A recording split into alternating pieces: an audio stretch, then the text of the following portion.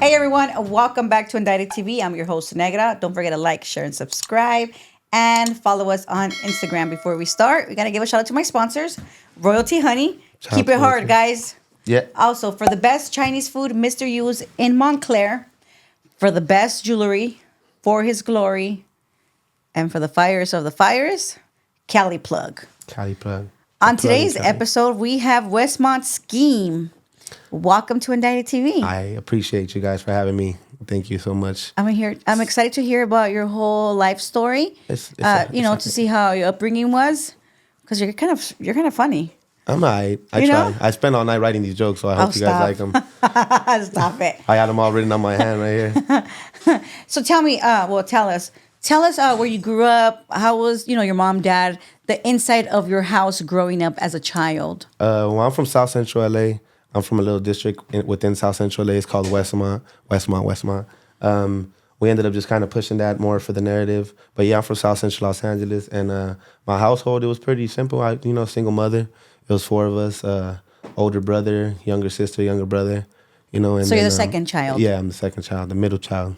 That's why I act like this. That's, what I'm saying? That's not an excuse, Speaking. Wayne. Yeah, you're right, huh? I'm going to just pull the psychology books out. Now, with all that being said, I might not have always had what I wanted, but I had what I needed. My mom was a hustler. Nice. And then she had her rough patch in life, too. So She later fell As we all victim do. to her own vices.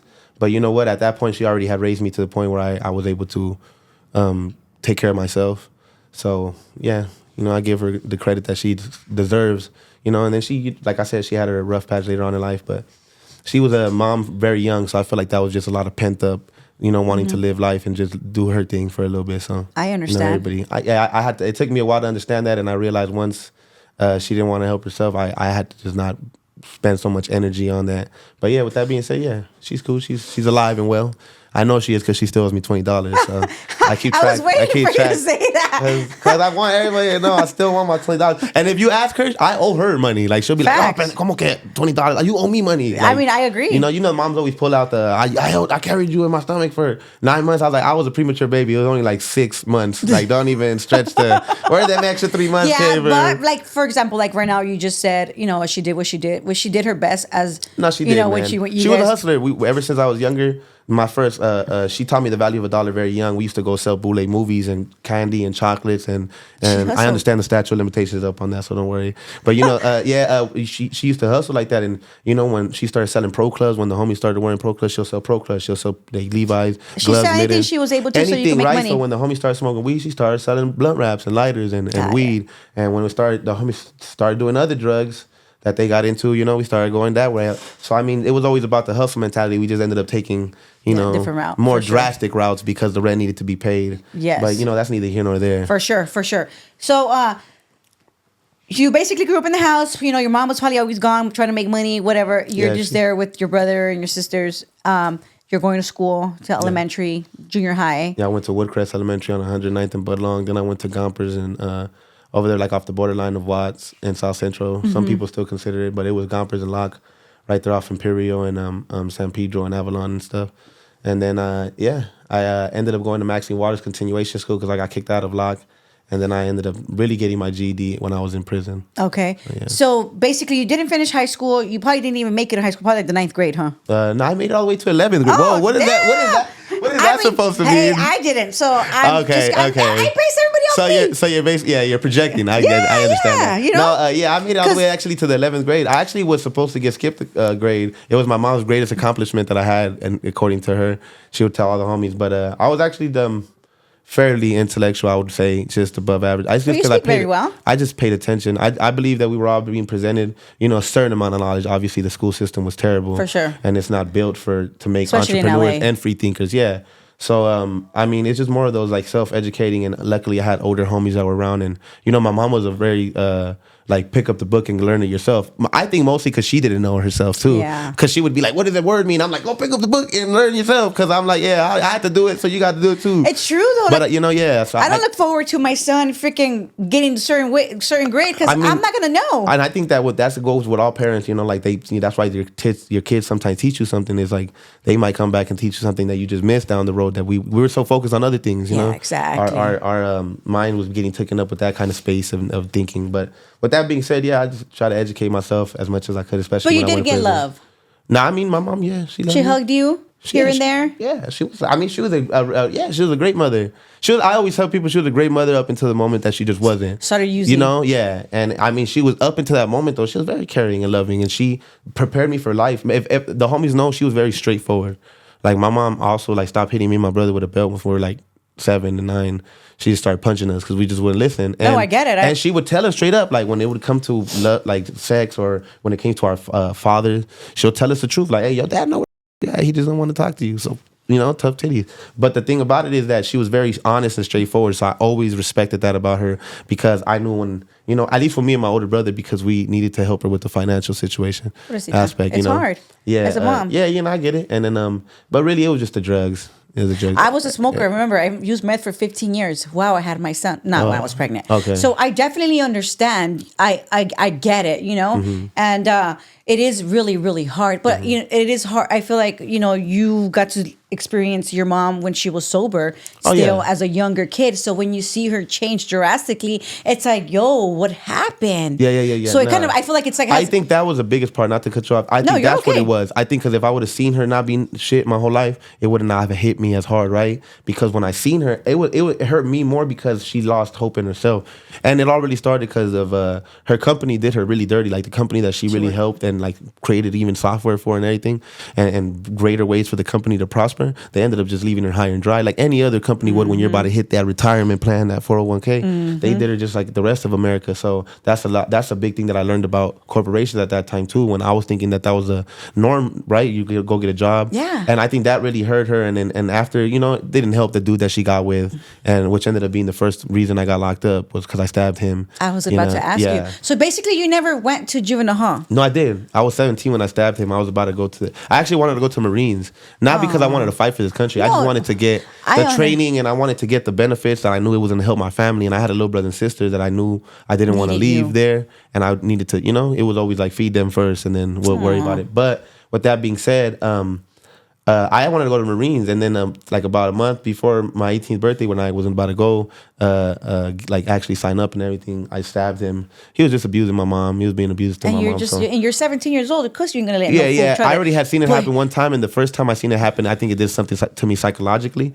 because I was too young. Like me and my brother both tried to do something, but we just got shoved out the way. Like even if you're 17, like you're still a baby. Yeah, and the other time it was like I was about like 8, I believe, and my brother was about like 10, so we're still kids. Yes. And we tried to do something right, and we couldn't help. So I always told myself like that shit not happening ever again, right? So when that happened, I think but I was being selfish too because I also had a child at that time already. Oh, and so you had a baby at a young age. Yeah, I was 17 and she was 19. She was already living right there in my house, and Damn, my son was. The door, huh? She was. I don't know what she was doing. She was scoping me out. Dang. But what ended up happening was my son was about 9 months when I did that. So I felt like I was being selfish. At that time, I was so concerned over protecting my mom that I didn't put my family first, and I now know that. She is your family. Yeah, but at the same time, I had a child to take care of. I get it. And I had to, that was one thing that I shouldn't just have stuck because she ended up staying with him.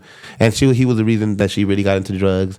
And, you know what I'm saying? And then, like, it was a little too much. And I was just kind of like, with that situation, though, helped me kind of detach because I was like, you know what? I can't spend any more of my life. I ended up losing my baby mama and my family. While you were gone. Yeah, because she just, she lost the love. And she seen that I was putting, obviously, my mom first all the time and my family, like my little brother and sister.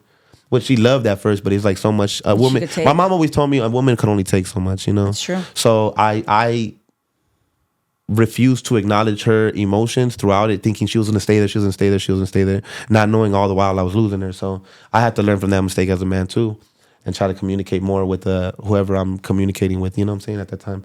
But with that being said, what were we talking about again? I got ADHD. I'm sorry. Don't worry, I'm a mess too. Yeah, but No, we were talking about your first time getting arrested. oh yeah, so I ended up stabbing him in the neck. I tried to stab him in the temple, but he ended up like moving back. He did one of them like tweaker flinches, and I hit him right here in the neck, and it was about like literally centimeters away from his jugular vein. So he ended up dying twice, but they brought him back to life with a little just clean. Yeah. They brought him back to life, so it was real serious when we were going to court, and not to mention, you know what I'm saying? Let's just say somebody very close to me was telling on me, you know, that even the judge was kind of like, well, you know, we kind of have to take this into consideration because why would this person that's so close to you be telling on you? And I'm not gonna sit on here, whatever. We all know what already happened, but I kind of already have an idea. That already put a big strain on that, and then not to mention that when I got out, you know, from that. Okay, so what happened? So you got Well, I got the charge. What were your charges? Hitting me with that attempted murder. Okay. They ended up hitting me with the... And did you end up going to... Was it 145, I think? Did you end up going to prison for it? No, I was 17, and then they gave me a deal, and they said, if I take the strike, which I was already...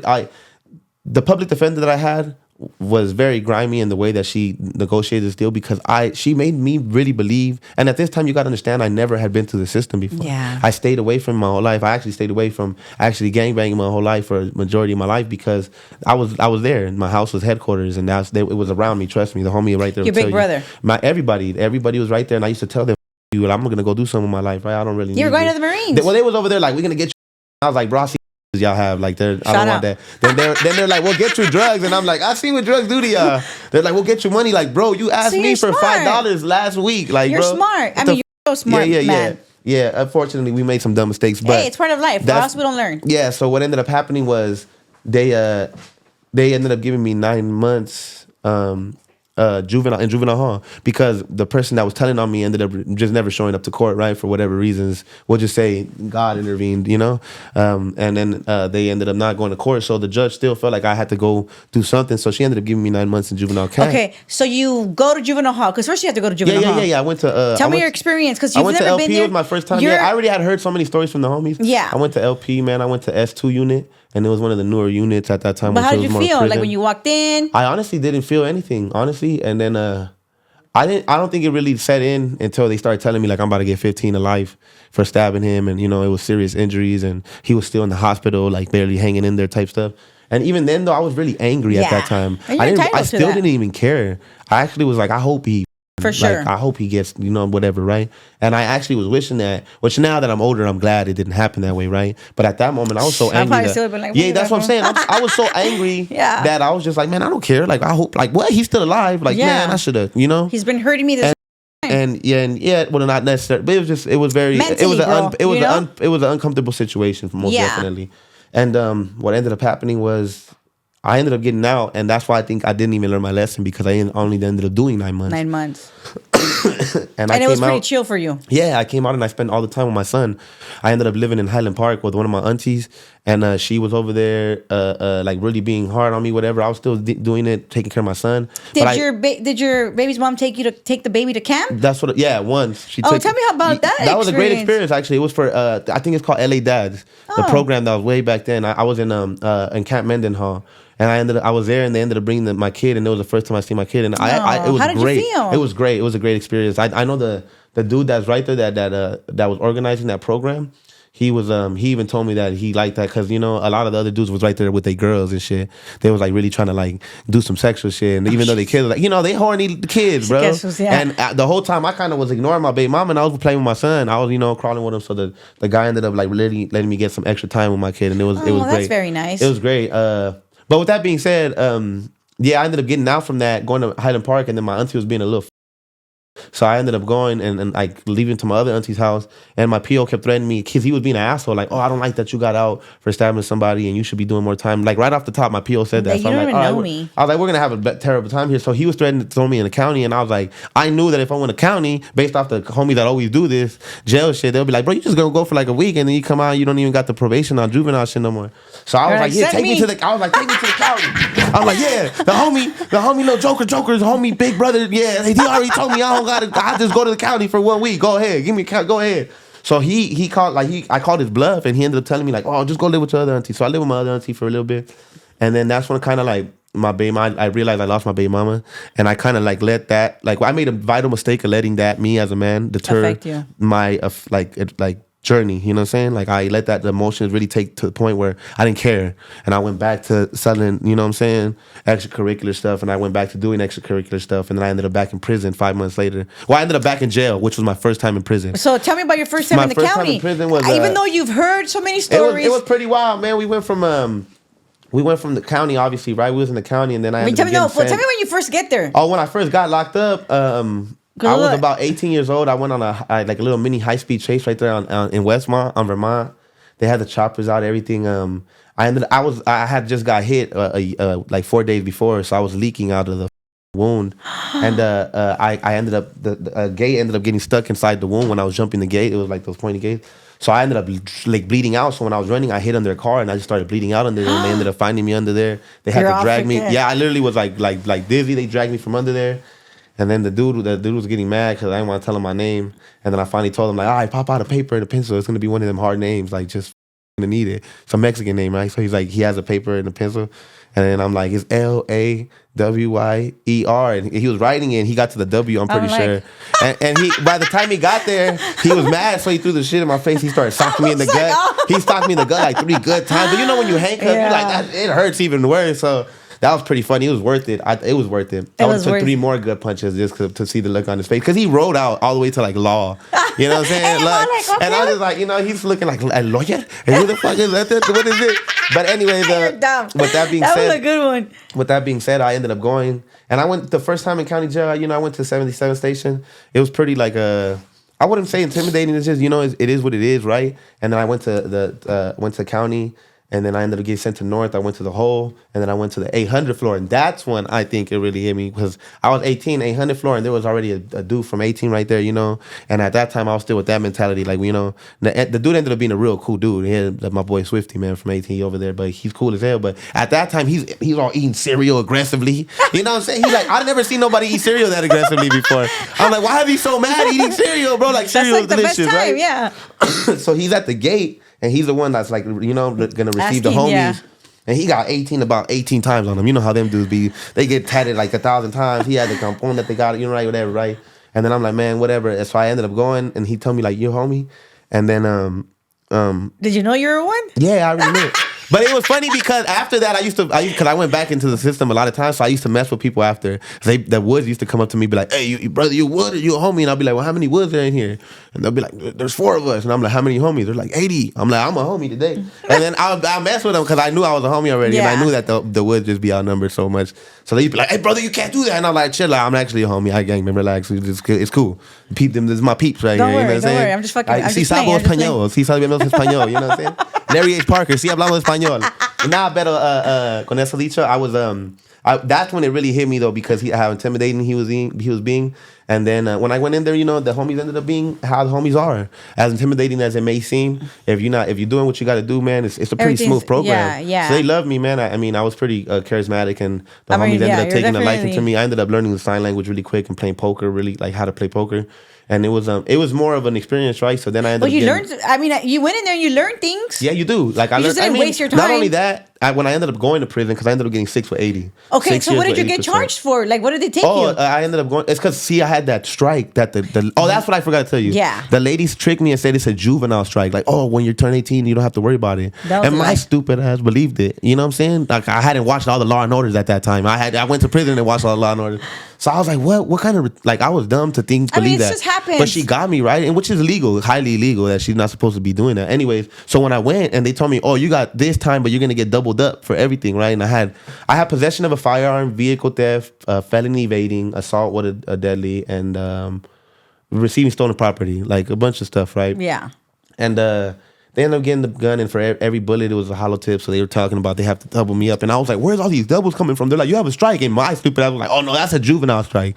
And the lady that was like reading my, because before you even talk to a lawyer, there's somebody that just reads your charges out to you. Okay. And she just looked at me. Like, she put her glasses down. Remember, she was like, honey. And she was black. She was like, honey, there's no such thing as a juvenile strike. You have a strike. It's going to follow you forever, right? And I was just like, what? Dang, that I ended up getting sucks. 6 with 80. I was there when I went to Delano. I was with my boy Lil Johnny, man. Shout out to him. He ended up seeing me blow up after. But he's from Southside Fontana, man, the hood locals. And he was a cool dude. While I was with him, they came and told me that if I wanted to be part of this YLP program. What is a YLP? It's a youth offenders program, right? So Okay. it's for anybody that had committed like a serious crime between the ages of 18 to 23. But so they came to talk to me, talking about going to a program. But me at the time, I'm already like, the homies already like got me like, you know what I'm saying? Like, I'm not going nowhere. I'm going where the homies is going, you know what I'm saying? Yeah. But they were talking about a program. You know, we don't refuse movement. So I went back and I told him, hey, they're talking about this program. Like, what is it? And he ended up telling me like, oh, he was there already in reception for a minute. So he ended up telling me like, man, you know what, bro, this is a good program for you. You're going to end up going to a lower level, because I was supposed to go to a level 3. And I ended up going to CRC before it flipped, guys, don't worry. I ended up getting there right in 2015. I ended up leaving in February 16, 2018. But when I got there, it was a great thing for me because, you know, I learned a lot of things also. Like, aside from the fact that I ended up getting my GED, 2 vocational computer literacy classes, and going to fire camp before it turned bad, guys. We'll get to that part. But I have a list of all of that. I already got all the dates and everything because I knew this was going to come up. But I was at CRC and I learned mostly about me. Like, I learned about honesty and responsibility and just being like more true to myself. Yes, right? Because at that time I used to think that I knew everything. I was very arrogant in that way, and I just thought that I knew everything. And I learned maybe if I shut the I could actually learn something. And you have 2 ears and 1 mouth for a reason, That's so you right. could listen twice and speak once, right? And I learned a lot about that, and I for the forgiveness part was a big thing about me, because I used to hold grudges to the point where I think it would actually cause physical pain to me, And that's because I the used to one thing hate so much. Yeah, you know, that's one thing about holding grudges. Yeah. That could literally kill a person inside. I've heard that it could just like there's so much strain on the heart, and it's like I feel it. That's how much I hate people. Like, so when I hate wish somebody, I would be able to hold grudges sometimes. I cannot for the life of me. it does. Now it just rolls off my shoulder. I think I'm I too at wish I peace. could. Now I'm too at peace with myself. I Like, love that. you'll see me crack. Like, I'll punch you out. Don't get me wrong. Don't think because I'm in the suit I won't slap somebody. But right after the slap, I'll be good. Like, you know what I'm Yeah. saying? Like, after we fight, I'll even fight the homies and be like, "What's up? You good? You want to go get some tams? You know what I'm saying? Some chili cheese fries." I agree with. I feel like friends fight. Sometimes I feel like fights grow relationships. Yeah. If you're a real man, a real It's 'cause woman, I don't want to true- grow the true to resentment and yourself. animosity. Like, the homie Psycho, me and Psycho have got the Psycho 83, because there's another Psycho coming, new character unlocked. Coming soon. But what ended up happening was with Psycho, we ended up almost fighting a lot, because I was helping him do the rap thing and directing his videos, and I'm an asshole. I turned into Scheme and Spielberg when I started shooting shit, right? So I'm an asshole, dude, and I will be the first one to say that, because the job needs to get done, right? Yeah. And I go into like a Kobe mentality, like, hey, bro, is the job finished? Is the job not finished, right? So we ended up getting into fights and arguments, and I feel like that needed to happen. Like, go ahead and scream at me, bro, when you get mad, Yeah. because I don't want you to hold on to that and then dope feed me, because I know him. He's Yeah. a grimy person. You know So what I'm saying? so when you went to this program, which is like the best thing for you, because this is where you got No, to well, know. I went to prison, but Well, the yeah, but program, I mean, the prison program is a prison. The program lowered me to go to a lower level. So No, I understand. You were in prison this whole time. I definitely understand. But I did learn about myself, and I also learned how to like start.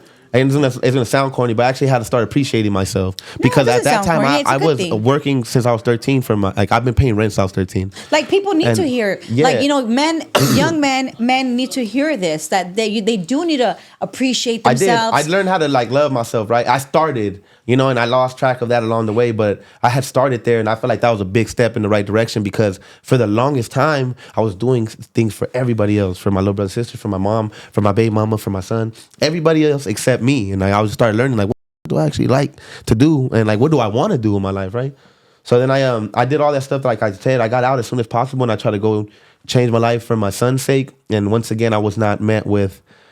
She at that time she had already had another guy in his life, and convinced my son that was his dad, right? Oh, wow. So I had to come and deal with that. And once again, 2 months after I got out of prison, I went right back to prison. Wow. So you for haven't been out for like a while. Yeah, so vehicle theft, and another possession of And you're a striker. weapon, because I had a knife, and I'm not supposed to even have. Before it says on my conditions of parole, before guns get mentioned, knives get mentioned, like ginsus and crossbows. And I was like, bro, I can't have a crossbow, bro. You stab one guy in the neck, and now you can't have a crossbow ever. I don't like that. Anyways, the moral of the story is that I went back to prison. And that time I went back, and they were already talking about flipping the yard. So I went back to reception in Delano, and I ended up getting sent to fire camp. And when I was at fire camp, they were talking about they had flipped the yard. So the What next year people, is this? Just so that all we right, could- so I ended up going back in 2000. I got out in August. I got out in February 16th, 2018, right? Of CRC. I went back. And I went back like literally 2 months after. Got arrested, and I ended up back in reception around October, and I ended up landing in fire camp around 2019, right? So when Jamestown were there, and they already had the riot with the Bulldogs, and some other stuff had happened, so we're on lockdown, but they were still shipping people out to fire camps. We got to fire camp, and they were already talking about flipping the yards. So at this point, CRC had already got flipped by the time I went back, and that was the prison I just came from. So there was a lot of stuff, people, homies we're hearing so many different things up and down, and especially we're at the bottom of the food chain over there at fire camp. Like, so they got the level 4s and 3s and then us, and then like it's trickling down on the way, and some people are spreading false, you know what I'm saying, like narratives. Because they're trying to convince people to stay. There was homies that were like, nah, the homies said we could stay. And me, I'm scratching my head like, oh, that don't even sound right, bro. Like, I don't think, like, what homie? Like, what homie? Like, I don't know who said that, because that don't even sound right. So when they ended up flipping the Jamestown, we were at fire camp. And me and Demon from Moore Park and my boy Rowdy from F True in Orange County, we ended up taking off on him. And we went to the hole. And when we were back there, out of like the 60, 70 people that were at fire camp, homies, the only other 2 people that came was my boy Bones from Puente, from Rama Street, I think, and then a leprechaun from Artesia. And I was like, man, out of the 60 people, there's only 5 of us in the back. And we went to the hole, and we were back in the hole in Jamestown. And then from the hole, we went to Solano. And then from Solano, the time frame that it could help you with around the 2019 was because when we went to Solano, that was super recent. We were there in 2020 when COVID hit, and I didn't know how serious it was. First, Kobe died, and then COVID hit, and I remember it was in that order because the more monumental things I seen on the news was like Kobe died, and that shit hurt me to my soul to this day. Recipes, dude. But then COVID hit, and I remember that police wasn't showing up to work, and they were already like two hudas for every 200 inmates. So when they were not showing up, they started like not even feeding us and like they would skip like meals and shit. They'll be like, deal with it, right? They were not giving us no store, nothing was happening, and they kind of left us high and dry. Then they started doing a mass movement, which really showed me how scared CRC was because CDC was, because they never had done a mass movement like that where everybody, like half of the yards were getting just shipped out, and they went and opened Tracy up, and we ended up landing in Tracy. And when we were over there, it was another like situation the same day. They kind of left us high and dry. People were dying in their cells. Because of COVID. Yeah, we went from like the open dorm to the cells to Tracy, right? And people were dying in the cells, and when they would die, they would just quarantine us, but leave us in there like nothing. Like they didn't care. Like somebody 2 people just died, 3 people just died. So then also Proposition 47 passed, and with the help of COVID, all those retroactive stuff, because I was helping the homies with the law stuff, like transferring all the shit out to let them know, what's going on with the laws. And the quote unquote the homies were like, we need you to do it because you sound smart. So I did it because I sounded smart apparently. And I mean, you do. I ended up helping the homies get out, and it felt really good to do that. You know what I'm saying? Like there was a lot of homies that were down for like 15, 20 years, and they were there on enhancements. And if you know about Proposition 47, one of those things was to stop giving juveniles like life, and the people that did get life as recently, they get another chance at getting to see some daylight. Then another part was the enhancements, all the stuff that you were in gang enhancement, whatever, as long as you were classified as nonviolent, which was another piece of Proposition 47. They went and reclassified what was violent and nonviolent. So I ended up helping a lot of homies out, which I really felt good about, and that showed me that it also showed me how uneducated our people were. And it hurt me deeply, and that's why I had so much enjoyment in helping them. But I started learning that we do need to educate ourselves. And like, as much as you want to blame not having a father or where you grew up at, or the school didn't teach you anything, I just think it's really important for us to actually learn. Like, I mean, the once basics. you get to a certain age, like you're able to pick up a book. It's up to you. Like, and then you got to remember you have kids and you got little homies, and they might look up to you, bro. I mean, maybe if they see you learning some kind of financial literacy at the very least, if you're not learning the actual basics, reading and writing, at least educate yourself on financial literacy, right? Because money makes the world go round, and money makes the girls go down. So why not, right? So hey, you go ahead and write that on my tombstone. Hey, at the end of the day ends though. But so what ended up happening was I ended up helping homie get out, which I ended up helping myself get out. Okay. And I was there at that moment only for vehicle theft, So it was a nonviolent crime. I ended up getting out. And then I got out, and at that moment I did decide to want to start changing my life. But I ended up getting mixed up with some girl. We ended up doing Xanax pills, and I actually was a lightweight when it came to drugs. So growing up, I sold dope and everything, but I didn't do it, And I seen what it did to people. And when I went to prison, I did experiment with the heavier drugs. And well, tell me about that. It was more of the first time I went to prison, it was more of a learning experience for me, and I was very healthy, and I learned a lot of shit from the homies and lifers and about myself, right? Second time, I kind of was like 5, and I kind of just like man, fuck this, and I didn't want to feel nothing that whole second term, and I ended up doing 2.5 years and 2.5 years on both of them. So the second term, I could say when you got busted after with the girl.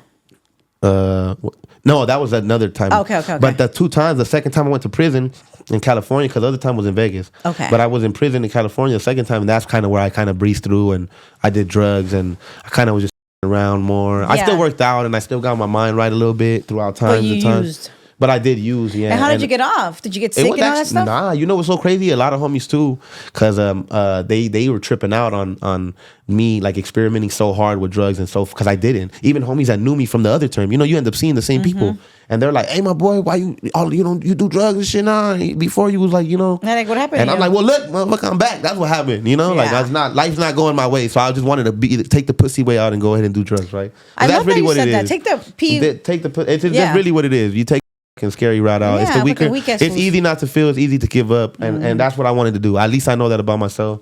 And you know, the things I always tell about myself is I feel more disappointed in me because I know better. It's different from when Avato doesn't know shit and he doesn't know any better. You know, somebody got to teach him. Know better. Some people just don't know wrong from right. Some people just were never taught those kind of boundaries or that kind of consciousness, whatever. But that's neither here nor there. Yeah. The moral story is that second time I breezed through off the drugs, and then when I got out, I think that's why the transition went so good with the girl into the Xanax. Let me ask you, and then we'll get right back to that. What would you say was the craziest thing you've experienced in prison, these 2 prison terms? I mean, besides seeing a couple people get whacked and shit, I think when we just took off on the PC, it was surprising to see how many people stayed. When I know anybody that's pretty crazy. Anybody that's been in the system in the past 5 years will know that the numbers that we lost are very like saddening. To the point where I thought there was still some hope and some kind of unity with the homies. And, I understand. And some kind of, I believed in it at least, you know. So actually, me as a homie, seeing the first term that I went through, and it was still unity, right? It was still us versus them. And it became less of the South versus the North and the blacks versus the whites, and it became more of the PC versus GP. And that's when I seen Northerners and homies and blacks and whites, and they're all with their back against the fence, taking off on a whole yard full of pesetas, and they're all helping each other.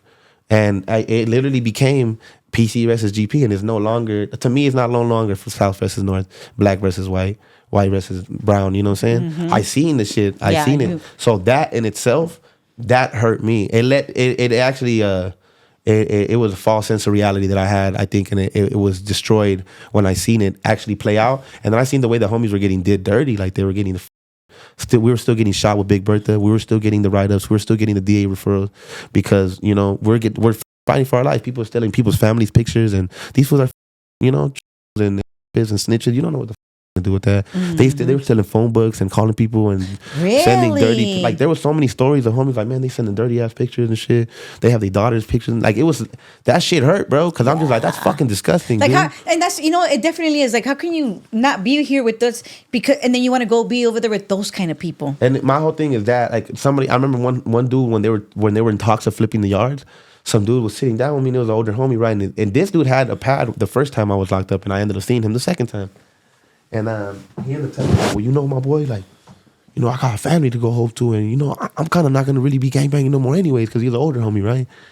And I told him straight up, bro, I don't think it's about a gangbanging to me. Like, I don't need to be a gang member to understand that I don't want to lay down next to a fucking person that's harmed a child or harmed an innocent person. And like, trust me, bro. They like, can justify whatever they want. I'm not saying I'm an angel, dude, and I've hurt people, but I've hurt the right kind of people, if that makes even sense. Because even when we took off on that PC, that's how I looked at him. He's on, I don't know what kind of charges he had. You know what I'm saying? I just know he's a PC. Yeah. And I'm like, I don't like that shit. And I'm like, maybe, you know what I'm saying? Maybe we did the world a favor by beating his ass for a little bit. And shit, we should have did way more than that, you know? But that's neither here nor there. After that, I ended up getting out. I went to Las Vegas, got involved with the drugs on Xanax. Because you were already using that. Nah, I kind of got clean before I got out. Okay. I kind of like for like the 6-7 months before, because we ended up getting moved to Tracy. Okay. And I started getting more into drawing and you know, hustling with me and my boy. Shout out my boy Bala, man, from Party Boys over there in Santa Paula, man. So you draw too? Yeah, man. Nice. I try. And then we ended up making a lot of money off that. And then when I got out, you went to Vegas. I transitioned more into like the female shit, right? And I learned that the world had kind of changed into those 6 years, you know? And then I got out and I shot some dude on the Las Vegas Strip. Like, it barely even skinned his temple. Now I'm not allowed on the Las Vegas Strip for the rest of my life. It's on Google. It's on Google. But that shit was that was more self-defense. And the dude, there was two dudes, and their cousins, and one of the dude had a gun, the other dude didn't. And the dude admitted that that dude was gonna pull out a gun. So when I pulled my shit out, you had me on camera, it kind of seems that way, as if like I was just trying to. And then my lawyer played off like I hit him, and then the shit went off. We already beat the case, so they can't give me no double jeopardy shit. Yeah. So we good on that. But they ended up doing some. All right, so that was in Las Vegas. And I you're got all extradited zandied out. back. Yeah, I'm all zandied out, but I kind of knew what I was doing, but I kind of didn't. And I kind of want to blame the pills, but at the same time, I'm a man. Like I said, I have to take responsibility. But I kind of blame the pills for actually me not shooting him directly in the head, which helped me. You're all because if I was sober, I would have. I know me, like I would not have missed, right? So I had chill. hey, nah. I'm just saying. Now the homies make fun of me because all I got is attempts. I can't even get the job done, right? But anyways, he ended up doing that, right? They admitted to some dumb shit. They even say on Google, like the dudes admitted they told on themselves, right? And then what ended up happening was I got extradited back to, I ended up kind of beating the case, right? I ended up doing like about 3 months over there in Las Vegas. I ended up getting extradited back to LA County. My PO wasn't even tripping. She was a very, very beautiful woman. Shout out to her for Your real. face. Yeah. Now she knows how I feel about it. She used to even tell me like, you can't be doing that in here, baby. I'm like, don't call me baby then. Yeah. Don't call me, you know what I'm saying? Why are you calling me baby in that sweet, you know, like she was a sweet older black lady, and she was very, like not that older, but she was very, very, very attractive. So anyways, she was cool. She was like, don't even trip, just come out. I'm talk to you, whatever. I ended up getting off probation. Nice. I kept telling her, am I good? Are you sure I'm good? I don't want nothing from Las Vegas to ever come and bite me in the ass. Yes. She said, you're good. So I started doing the music thing. Because the homies the whole time. Yeah. Just in the meanwhile, the homies actually took care of me my whole life. I mean, before I went to jail, they taught me how to do everything. They used to try to take me to get my ID. They used to try to teach me actually things. The homie used to teach me and sit me down about hip hop. He used to make me watch these documentaries and the beef that Jay-Z and Nas had, and D-Block and Dipset and everything that goes on with hip hop, right? And I learned that from them. So throughout the prison time, they took care of me. They picked up the phone calls. They used to go to my baby mama's house and put my son on the phone. They send me money. They sent me money so I could do videos of me freestyling, like I said on I seen one. your husband. Yeah. Wait, no, I seen one on TikTok. Yeah.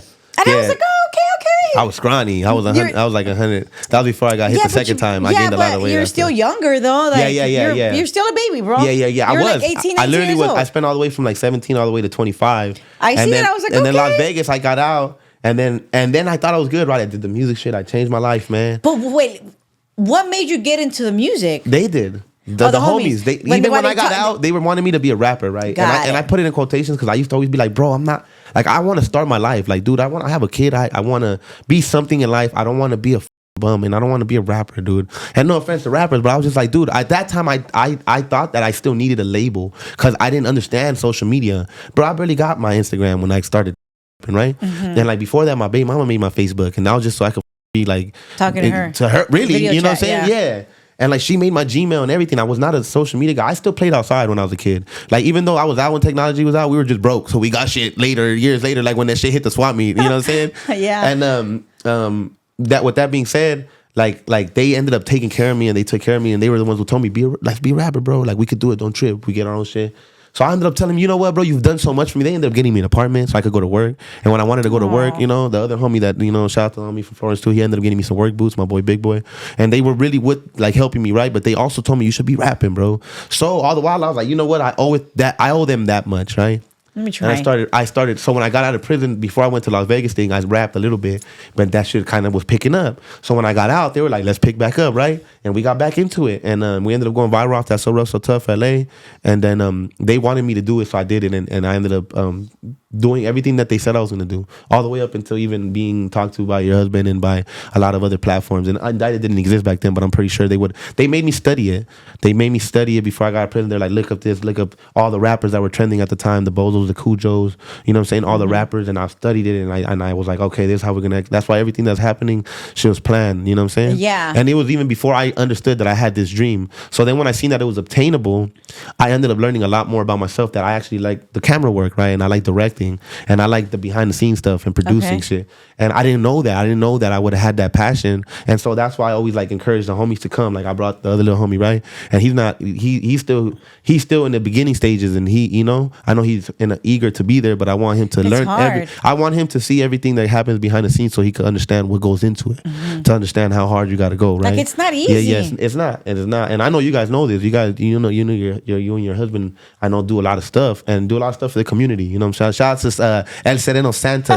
You know what I'm saying? The one and only. I know he doesn't. That's why I did it. Hey, shout out to that guy. Hey, but you know what? With that being said, and that ended up all happening based off of the homies believing in me. So shout out to them, and with a couple of them, we don't see eye to eye anymore, but I never neglect the fact that they did help me very much. So they took care of me financially and just helped me mentally and be there for me emotionally really throughout even though I wasn't crying on their shoulders necessarily, but when I was going through them tough times, they could have easily treated me like a lot of other older homies just left you. And been like, hey, here's some drugs and here's a gun. Just go ahead and deal with that. You know what I'm saying? Holla at us back when you could, but they didn't. They were there. They was cool, and like I said, they was the only people that ever sent me anything when I was in prison. They shouldn't. I know they would have tried. They tried to visit me, but they all had prior. So I don't know why they even tried to send that paper. Hey, at least they tried. They did. That says a lot.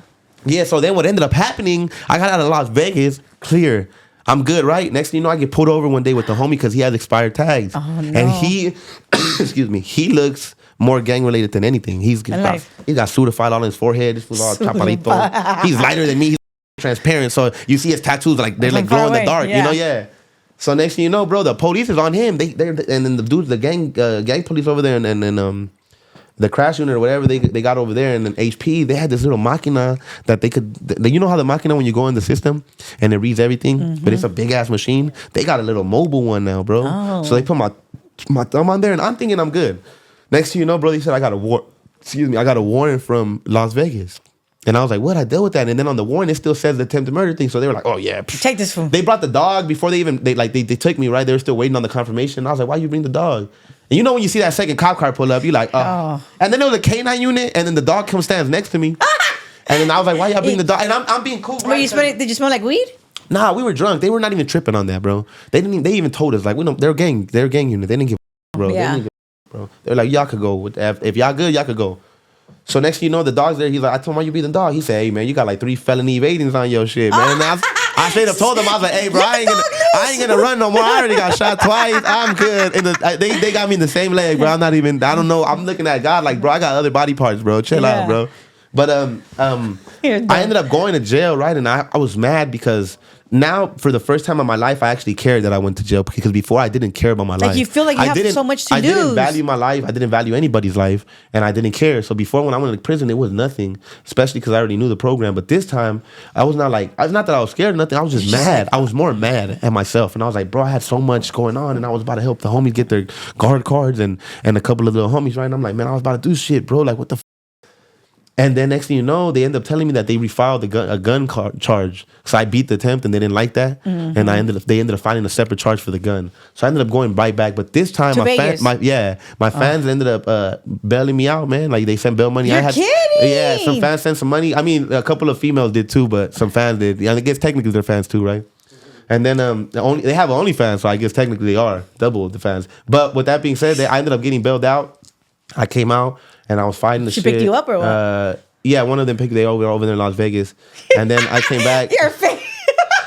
I was trying to talk right past that, but she didn't let that pass. She picked me up. Shout out her, man. Yeah, for Shout sure. out Alyssa, man. Shout out Alyssa, man. She went in and picked me up for real, man. She's She been down. holding it down. Like, She held it down. So she ended up getting me, and I ended up finding it, whatever. I went back to court and shot out my boy Sammy. I ended up having to go back to court to Las Vegas each time. And Sammy is like, he does a different kind of legal work, right? Shout out to Sammy, man, VSC, man, go check him out. But he ended up helping me. He's not even a criminal lawyer, right? And he ended up just helping me based off the fact of his knowledge, what he knows. And he just ended up being a real cool dude. He was a dude I was doing business with at first, but now he's a friend of mine. I consider him a friend. He's a good dude, man. And he ended up getting me out, like helping me go to the court, helping me to, make sure I don't get did dirty. And we ended up just getting a probation, which I'm about to get off in 2 more months now. Oh, good for you. Yeah, I just talked to my PO, and then she didn't believe that I was employed, so I sent her my contract when I got signed to OTR. Yeah. And she was like, I'm not finna read all this shit. What is it? Is it your PO that you like? Nah, it's a different one. She's in Las Vegas. Hey, I wish I had the other PO. I wonder what she's doing right now. I'm gonna go visit her. No. I'll be like, I know I ain't on probation no more, but you want to go get some pollo loco? If you don't get out of here, I'm finna go to that. She's working in the office over there on Imperial Normandy, right in that in the city in South Central. I'm gonna be like, you want to get some pollo loco? She black. She always say shit like that. She used to call me Jonathan. Like she didn't say the second A in my name. She's like, Jonathan Rosales. I'm like, it's Jonathan, but I'll let you do whatever you want, sweetheart. You do what you want. Hey, call me what you want. Just don't call the police. Hey, you feel me? You call me what you want. Just don't call the police, please. And don't call me late for dinner, por favor. Because we're hungry. Yeah, but yeah, that's pretty much it. And then now I'm trying to preach that I always tell the little homies, like, I'm not telling you got to change your life, man, or you got to go turn to Jesus or something, because I don't pray at night, right? I have my own, talks with my higher power, but it's more so of the man that you want to become. And I just learned that I had to touch the stove to understand that it burns you. And I'm trying to make sure that the homies don't always have to get burned to understand that it burns. And maybe we do something good for that, even if it's one homie, two homies, you know what I'm saying? As long as I understand completely. I want to help somebody, man, because you know what? I always preach that the same way that homies could have, like, they were teaching homies how to reload guns, right? And we were like 12, right? And I feel like the same energy and effort could have been taken towards, hey, you know what? If you want to learn how to reload guns, we'll do that. But we also going to learn, bro, when you get 18, bro, you can open up this bank account, or by the time you can open it up right now, and by the time you're 18, you'll have some kind of and some money right there to start something off. And I'll teach you how to start an LLC, right? And I'll teach you that you could go around and every Friday when people take their trash out, you'll go take their trash cans out for $5 each. And it don't seem like nothing, but when you get a whole street to do it, you end up coming up, right? Yeah. And that's like hustles that we used to do when we were younger. So it's like I want to make sure that people don't lose it. Like, people don't want to hustle like that no more. They think it's embarrassing. They don't want to end up on TikTok like, look at this taking out trash cans. But my thing is like, hey, bro, you got to get it how you live, right man. About that. Like, no, you're so right about that. So I think it's just to show the homies more so than actually telling them, because let's be real, they're knuckleheads, right? Yeah. And they're not gonna listen. They rather see you do it. They want to see you do it, and I want to show them that I could do it, and I want to show them that I've been on the other side. I've sat there and I get it, bro. You know what I'm saying? I understand that sometimes you got to go through that and you want to go through that. Some homies are go eager. Burn yourself, fool. See what happens. Some fools are eager to go do that. Yeah. I was in jail with dudes that were happy, right? And see, I used to be happy in jail, but not happy to be there. So homies used to always be like, why are you so happy? Like all the fools that were all mad and Madrugada, they were like, my boy, why you happy early in the morning? I'm like, look, bro, I'm not going to let this shit break me. Like, you know what I'm saying? I'm live. You know what I'm saying? I'm still GP. We still all good in the hood. Like, you know what I'm saying? As long as my paperwork check out, we good, bro. Yeah. Like, we good, man. So I mean, like, you know what I'm saying? Like I said, I don't like to sound corny or nothing, but I wake up every day and we good, because I'm not in prison no more, and I'm not and I'm not, you know what I'm saying, like, dead. So and you have a lot going on. We try to. Yeah. Tell me about you cut your hair, because I remember you when you cut your hair. Everybody thought I lost my powers when I cut my hair, but I started going even harder in the paint. I had to cut it. It was just hot. Honestly, everybody asked me if it was more spiritual or deeper. It was really just hot. And I got tired of having sex and like getting the hair out of my own face. I didn't like that shit. Hey, you're worse than the girls. I'm like looking like a Pantene commercial, and I don't like that shit, bro. I'm over here trying to fucking, next thing you know, my hair's and I'm sweating, so they're like getting stuck to your face now. And then my hair's curly, so every morning, bro, it's like, dude. Like honestly, I'm gonna tell you some real shit. You know, when you put product in your hair, you gotta go like this, and you gotta like crunch it up. Like I honestly felt like I was shifting over to the other side when I was doing that. So I was like, this kind of feels a little too feminine. Yeah. I gotta stop doing that shit. I'll try to put gel on like a dude, like, just fucking smear it in there, but my hair's super curly, right? So it's like only the top part will get hard and all the bottom will be puffy. I know so what it's you just mean. like, yeah. Because you didn't want to like put your fingers through your hair. Yeah, I didn't want to be like, like doing like shit like that and go like, especially when they gotta go like this. I'm like, that shit right there was the final straw. Hey, but what about the younger kids, the Edgars, as you call them, right? They always do like the little puff. Damn. Have you seen them do that? That's what the Psycho 47 got. The other experiment, the new character unlocked. Psycho 47 actually do got a haircut. I look at him. Like, they do it like that. Like, I've seen them, and they did like. I never said that they look cool though. They also look pretty feminine when they do that. No, yeah, but I mean, for me, I think they're more fragile though. Like Edgar, when I see Edgars, they're just so niños. Like, they're babies. Like, I don't think there's any Edgars that are like 25 and older. I be feeling like, yes, that's sad if they are, but I feel like they're real fragile. Like, if you see Edgars, you just look at them and be like, bro, I feel like it's one of those questions. Like, if you're in a room. Like, just nothing in the room. How many Edgars you think you could beat up before you get beat up? But they're like 15, I think I could 16. Take like about 100. But if you give them to me in three or 5 man intervals, it would be like child abuse. Says who? I'll beat a kid up, bro. I'll just let you know. After like you like 12, a 12-year-old try to shoot the homies allegedly. Well, according to this movie script that I'm writing, bro. This shit was crazy. So I don't trust no children. Even like the bombers, like, you know, that's what they if always any send the kid kids. come up to me looking too suspicious, he getting punched. I don't care. I'll deal with the consequences after. I'd rather ask for forgiveness than permission. You know what I'm saying? So you cut your hair and tell me about your suit, because look, I haven't put my little blazer on for you. We going to court after this. Hey, what ended up happening was I got signed to OTR, right? And if anybody knows me, then they know I have no style. You know what I'm saying? I have salsa, and that shit doesn't go with dress and drip, right? So I have no style. So they obviously noticed that and pointed that out, right? And they're like, yeah, we gotta figure something out. So they were coming up with a brainstorming idea. Shout out to everybody over there, man. But like, what are we gonna do for you? With the exception of some people, but they were like, what are we gonna do with this guy, right? And then they were like, he don't have the face tattoos, he don't got the gangbang look, and I was not gonna do that because I already made it this far. And and you know what? People actually been telling me I'm handsome. I've never heard it before, but they saying I'm handsome. I feel like Lloyd Banks, huh? They're saying I'm handsome now. Hey, but with that being said, I ended up getting signed to OTR, and then they were looking for the new look. And I always wanted to wear suits. It's just something that the homie Psycho will tell you. Psycho 83, the original Psycho.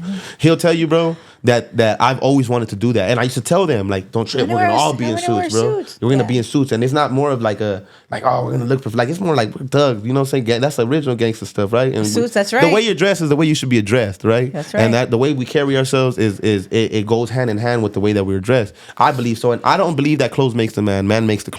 So when you wear the suit, you got to wear them. You can't let it wear you, right? But I thought that was a great idea, and they ended up telling me that it was. They liked it. We ended up running about like 4 suits, and then we ended up buying. I know everybody in the comments gonna say I wear the same suit, and it's true. I spend money on this shit, so I'm gonna wear it again. But we're gonna get new suits. Don't worry, guys. For all the haters, we're gonna get new ones. But I just want to stand on. I want to stand on business and say, bro, I was taught that when you buy clothes, you wear it until it's not. Until it's just like but you know. Not even that. Like you could only wear so many colors of suits. Yeah, that's what I'm saying. They people look be alike, thinking they're gonna look alike. The people be thinking, right? But I mean, with that being said, you know, I'm gonna start mixing. I learned that we can mix some stuff up. You know what I'm saying? We can put the black just don't take it top. out of board because remember, you don't have any style. I don't. I don't take it upon myself. I go based off of YouTube videos. Don't worry. I didn't need a father, bro. We had YouTube University. I learned how to tie a tie the other day, bro. Now I can do that shit. You're welcome. Really? You're welcome, people. Matter of fact, I'm gonna make a video for all the little homies. You should. I am gonna make it. So I'm gonna start making videos, huh? Nah, but I should. I have a TikTok, but I have no. I suck at managing it. I'm terrible on social media. I apologize, guys. So all my fans, I know I'll be one of them. So I believe it or not, I respond to you in my head because I have like schizophrenia, right? So I'll be just talking to myself, and I just be like, oh, you know, I appreciate you too, you know. But like I be wanting to like, I do appreciate my fans. No, fool. Like, do you? No. I mean, I don't know. I want to ask. I was gonna get deeper with that. You gotta ask. You're talking to South Central, so you can't say ask. You have to say ask. I gotta ask you something. Look, you always say about South Central, like I love the city. Like if South Central out of this world, like, bro, you're from fucking LA. I'm from South Central though. And we're from Westmont. We're really from Vermont. I'm from 846 West 103rd Street, man. You know, there's still bloodstains back there from when I stabbed my mom's boyfriend. Believe it or not. You're not understanding what I'm saying. Okay, go on. Continue. My apologies. Because I always hear you. Because I've watched certain things about I'm pretty loud, yeah. Yeah, and it's like, oh, because I'm from South Central. Like, bro. But I mean, for me, it's just like, bro, you're an LA boy, no matter what. I'm a man, but I see what you're saying, you're an LA man. I'm LA man, la man. You get what I'm saying? You just pride. You know what it is, though? I think that's for everybody, though, man. I think everybody has pride in where they come from, especially Los Angeles. And Mexican men. Los Angelinos, right? Yeah. And Mexican men, not to because I love being Mexican. Yeah. Like, I know you guys might look at me, pero no más. Pero si you know sabes. What I'm saying? Hey, nomás me miro así. I just look like this, right? But what I was going to say is that I love being Mexican. I do. Yeah. I love our culture, and I love everything about it. And that's why I think with South Central is the same thing. I love the culture over there, and I feel at home there. But I always tell the little homies too, man, I love where I'm from. I just don't want that to be where I end up at, you know? And it's okay it could be where you come from, you know what I'm saying? It made you who you are now, but it doesn't have to be where you die. And I think that's a big thing. So I think I had so much pride in like representing, so show people like, hey, look, I am from South Central, but we could also be here and getting interviewed by very important people and making them put on blazers. You know what I'm saying? Now we changing the style up. Go ahead and switch the style up. And if they hate, then let them hate and watch the suits pile up. No, I was like, hey, this was like literally like when you guys were on the phone earlier. I was like, wait, I know he's gonna wear a suit. Let me go look at my closet. Yeah, you know, because you have a closet. Yeah, I have my shit in a bin under my bed. I think. Wait, am I institutionalized? I'm gonna get a tocador. Yeah, you better get a tocador. You have a tocador. IKEA, here I come. No, La Curacao, here I come.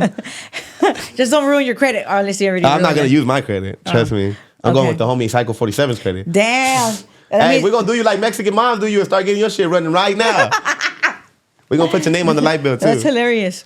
So tell me, is there anything else that you want to share that you haven't shared about your prison experience that you would want to let us know? Nah, not really, man. Honestly, if you're going to... For the people that want to use drugs to try to escape reality, just understand that reality will come back and smack the shit out of you. Facts. I think that's a big thing that I never really talked about in a lot of podcasts. When I speak about people that be on drugs, it's not that I'm talking down on you. Because I knowing that my mom and everybody and a lot of other people in my life, and if people that know me know, very familiar with people on drugs, right?